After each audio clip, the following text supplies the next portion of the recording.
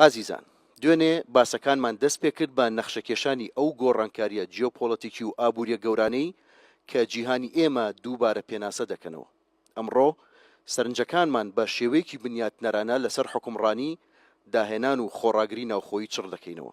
باس لەوە دەکەین کە چۆن هەرێمی کوردستان و ڕۆژهەڵاتی ناوەڕاست بەگشتی دەتوانن ناسا قامگیریە ئاڵۆزیە جیهانیەکان بگۆڕن بۆ پێشکەوتنی ناوخۆیی پێشبینی کراوە و بەردەوام. بۆ دەستپێکردنی فەرمی کارەکانی ئەمڕۆ جێگەی شانازیە کە بانگهێشتی ئەو کەسایەتی بکەین کە خاوەن دیدگایەکی گەورەیە لە پشت دروستکردنی ئەم پردا بۆ دیالۆگی نێوان ناوچەکان. پێکەوە پێشوازی دەکەین لە دامەزرێنەر و سەرۆکی کۆڕبەندی ئابووری دێڵفی بەڕێز سیمۆن سۆمۆکۆس.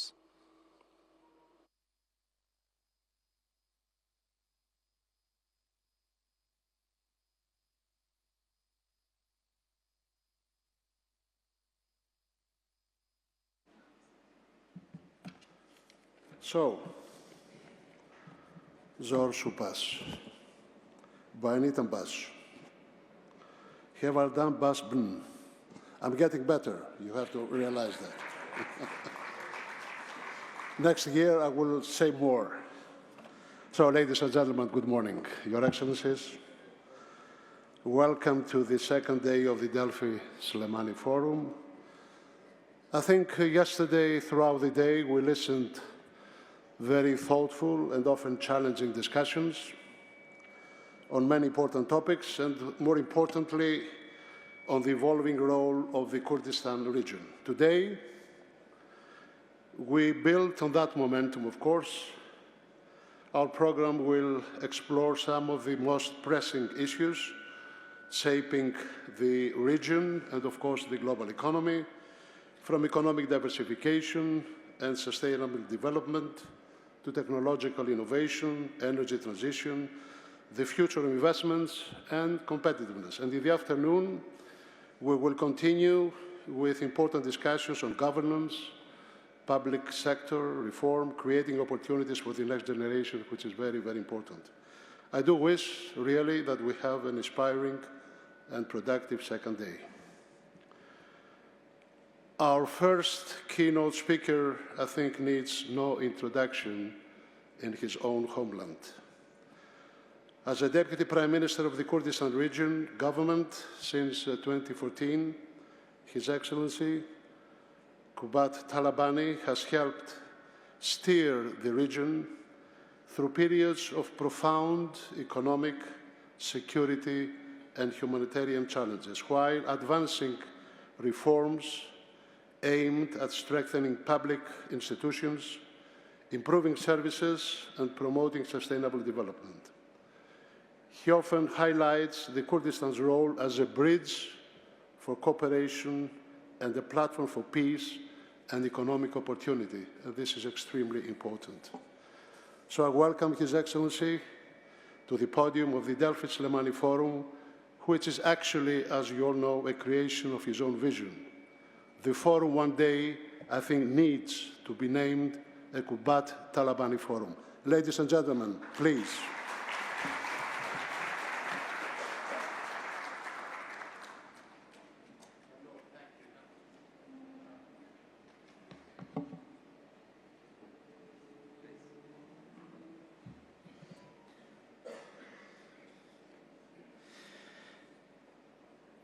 Thank you, Simon. Thank you, distinguished guests. Thank you for that introduction. Simon, I love you, but this last one, maybe if I die, you can name something after me, but while I'm alive, please. This is Delphi, the Delphi Economic Forum, and let it remain the Delphi Economic Forum. But thank you, Simon. Before I start my remarks, I really want to thank you for your leadership, for your friendship, for all that you have done, you and your amazing staff and your team, the network that you have, Mr. Vasily and the rest of the team, his staff, in building this relationship and really opening the doors for us, for Slemania and for Kurdistan through Greece, through the beautiful city of Delphi to the rest of the world. He's going to be upset with me, but I cannot not thank Kak Peshawar Siwaili, a Kurd from Slemania, who has really been instrumental in the support that he has lent. He's too shy to say anything, but I want to thank you, Kak Peshawar. دەستخۆشیت لێ ئەەکەم Kak Peshawar بۆ ئەو پشتیوانی بەردەوامیت بۆ پشتیوانیکردنی دەلفی، چ لە دەلفی و چ لە سلەیمانی. Now my speech. Distinguished guests, excellencies, ladies and gentlemen, welcome again to Slemania. It is a privilege to welcome such a distinguished gathering of leaders, investors, thinkers, students, and partners from Kurdistan, from Iraq, from Europe, from Greece, and from beyond. Your presence here matters. Too often, people speak about our region without speaking to those of us who live in it. That is why I'm especially pleased that Delphi is once again here in Slemani. From here, you do not only theorize about the region, you feel it. You understand its pressures more clearly, and you see its possibilities more honestly.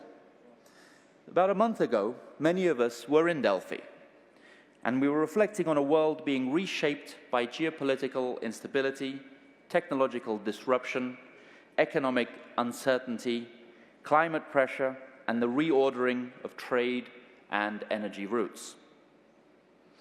Today, in Slemania, that conversation continues. But here, these questions are not abstract. We live them. We govern through them. And we know that resilience is no longer optional. It is the test of serious leadership. I believe that for the Kurdistan region, resilience means more than just surviving shocks. It means building an economy that is broader, stronger, and less vulnerable. It means stronger institutions, and as Kiri said yesterday, investing in people. And it means moving with confidence in a world that does not wait for hesitation. That is why diversification is not a slogan for us. It is a strategic necessity. Oil remains important, and it will remain important, but no economy secures its future by depending too heavily on one sector, especially in a region as volatile as ours. The lesson is clear. Stability requires diversity. Growth requires institutional strength, and long-term success requires investment in human capital.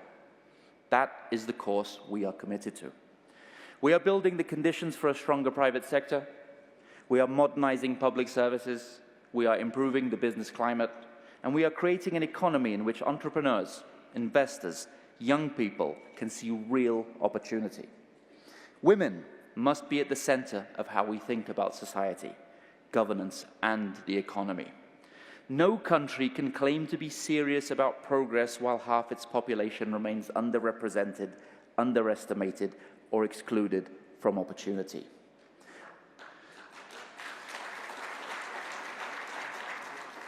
When women are empowered, institutions become stronger, economies become more productive, and societies become more than just stable.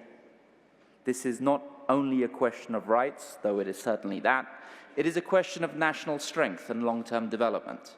And I have long believed that advancing women's rights is not a side issue or a symbolic gesture, but a core part of building a modern and confident society. That work must continue, not through slogans, but through real access, real representation, and real opportunity. Dear guests, I do not define success simply as growth. I define success as sustainable prosperity, prosperity that is more balanced, more productive, and more durable. And that prosperity must reach beyond a few sectors and beyond a few cities. The future of Kurdistan will not be built by oil alone, and it will not be built from its capital, Erbil, alone. And it will not be built if rural communities and smaller districts are left behind. That is why I strongly believe in regional and rural development. Different parts of Kurdistan have different strengths, and good leadership must recognize that. And good leadership must invest in that accordingly. That is why this agenda includes agriculture, tourism, manufacturing, technology, renewable energy, and the creative sector. That is why it includes regional and rural development. That is why it must bring opportunity closer to people, not simply ask people to chase the opportunity. That is how we strengthen the social contract. That is how we reduce inequality between regions. And that is how we build a more resilient economy. Slemani has a central role in that future. This city has always stood for more than just commerce alone. It has been a center of culture, ideas, education, literature, and public life. It has shaped how Kurdistan thinks, and I believe it can help shape how Kurdistan grows. But Slemani has another role. From here, we have often played the role of connector, de-escalator, mediator. And that is not a small role. In our region, it is an essential role. In a region shaped for too long by confrontation, mistrust, and, at times, miscalculation, places that connect, calm, and mediate have real strategic value. And I believe Slemani has played that role, and we will continue to play that role. And I believe that Kurdistan can help widen the space for dialogue while others are trying to narrow it. This matters especially now. Iraq has a new government, and that creates a moment of opportunity, a chance to shape a more stable and more productive and more confident and more independent Iraq. I believe Iraq has a real chance to succeed. It has the human capital, it has the natural resources, it has the strategic location, and it is developing the makings of a real cross-sectarian, cross-ethnic, and multi-religious governing coalition.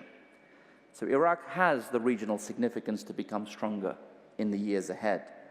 And I believe just as strongly that the success of the Kurdistan region and the success of Iraq are connected. These are not competing futures. They are linked futures. The Kurdistan region must be part of Iraq's success story, not at the margins of it and not as a reluctant participant, but as an active partner in building a more prosperous, more connected, and more resilient country. That also means helping shape an Iraq that is strategically balanced. And I believe Iraq should not see its future through only one direction. Iraq can look east and west with confidence. It can value its relationship and proximity with Iran, while also investing seriously in its relationship with the United States. It can work with Europe and with Russia and with our brothers and sisters in Turkey. It can protect its sovereignty, deepen its regional ties, and broaden its international partnerships, all at the same time. That is not a contradiction. It is just mature statecraft. And it is the kind of statecraft Iraq needs right now, and the kind we are helping to shape. When Baghdad and Erbil resolve issues seriously and constructively, that does not only benefit Kurdistan, it benefits Iraq.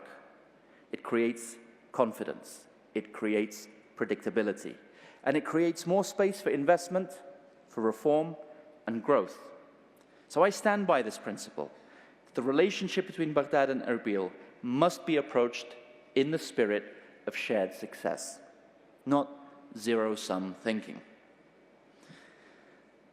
We also have to be honest about the cost of prolonged conflict in our region, and even the cost of prolonged unresolved status quo. When tensions between Iran and the United States deepen, Iraq does not remain untouched. Our wider region does not remain untouched. Trade suffers, confidence suffers, investment suffers, and ordinary people pay the price for instability they did not choose. We've had too many wars, so it is time to give peace a chance. This is not a naive statement, but it is a global imperative. Peace creates room for growth. Peace creates confidence. Peace creates room for serious state building. And that is why the role of the connector, the de-escalator, the mediator are not secondary roles. In this region, they are essential roles. None of this will happen in isolation. That is why platforms like Delphi matter. They matter because they bring together leaders, institutions, and ideas at a time when all three are needed. Our partnerships with Europe, with the United States, with regional partners, and with friends from around the world matter because they bring more than just capital. They bring knowledge, they bring credibility, they bring institutional exchange, and they bring long-term cooperation. They bring friendship. The president of the PUK yesterday said that personal relationships matter. In a period marked by volatility, trusted partnerships become even more valuable. And Kurdistan has a real opportunity in this changing region. We stand at the intersection of markets, energy routes, human capital, and regional connectivity. And we will not watch these changes pass by us. We will help shape them, because we want to be a serious economic partner to you and to the rest of the world. Ladies and gentlemen, this is a moment of uncertainty, but it is also a moment of opportunity.